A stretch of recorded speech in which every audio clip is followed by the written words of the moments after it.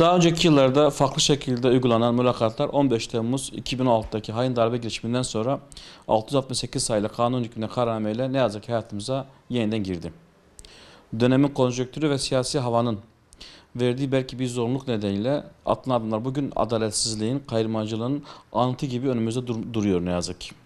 Toplumun her kesiminin karşı çıktı. Hatta savunucunun bulunmadı. Bu çalışmanın geçmiş yıllarda olduğu gibi torpil ve hukuksuzlukla özdeşleşen hamile kart sahibi yakınımdır uygulamasından başka bir şey değildir. Milli Eğitim Bakanı Sayın Yusuf Tekin'in son dönemde güzel ve başarılı dolu politikalarının mülakat gölgesinde kalması bize ne yazık ki üzmektedir.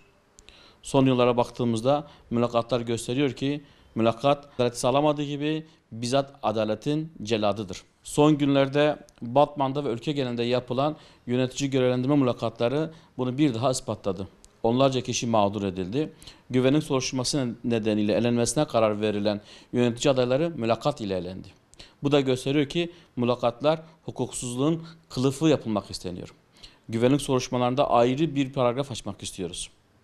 Bu soruşturmalar dönemin ihraç edilen polisleri tarafından tutulan kayıtlar. Ama ne yazık ki o kayıtlarla kişiler mağdur ediliyor. Geleceğimizin teminatı öğrencilerimizi emanet ettiğimiz öğretmenlere öğretmenlik yapabilirsiniz. Ama yöneticilik yapamazsınız demek çok tuhaf geliyor doğrusu bize. Bu uygulamaya da bir an önce son verilmelidir. Son olarak da şunu diyebilirim ki Cumhurbaşkanımız Sayın Recep Tayyip Erdoğan 11 Nisan 2023 tarihinde Türkiye'nin 100 yılında atılacak doğru adımlar programında mülakatı kaldıracağı müjdesini vermişti. Biliyoruz ki Cumhurbaşkanımız söz verdiyse mutlaka yerine getirecektir. Dileğimiz odur ki hem mülakatlar hem de güvenlik soruşturmaları tarihin dipsiz kuyularına bir an önce atılmalıdırlar.